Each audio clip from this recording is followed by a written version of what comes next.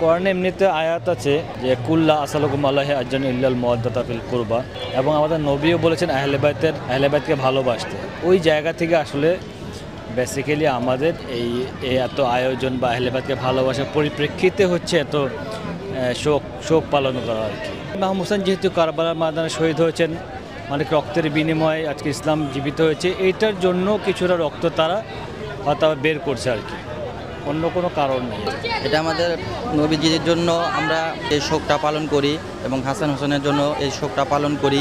1 তারিখ থেকে 10 তারিখ পর্যন্ত এটা হলো শোকের মাস। সেজন্য মনে করেন আমরা বাসা থাকতে পারি না, আমাদের মন ছুটে যায়, আমরা বের হয়ে যাই, যার কারণে আমাদের কোনো বাধাভিত্তি নেই, আসতেই হবে, আসবই। তো সেজন্য এই যে আজকে 10 তারিখ, আজকে আমাদের শেষ। এখন আমরা এই ঝিল পার পর্যন্ত যাওয়ার পরে মনে করেন যেটা ঠান্ডা করব।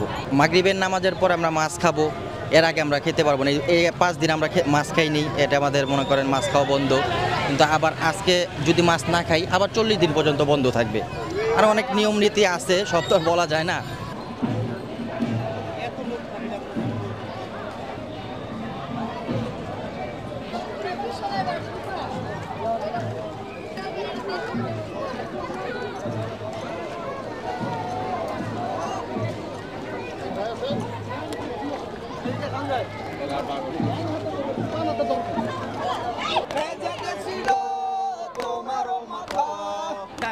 ছিল তোমারও মাথা, ছিল তোমারও মাথা।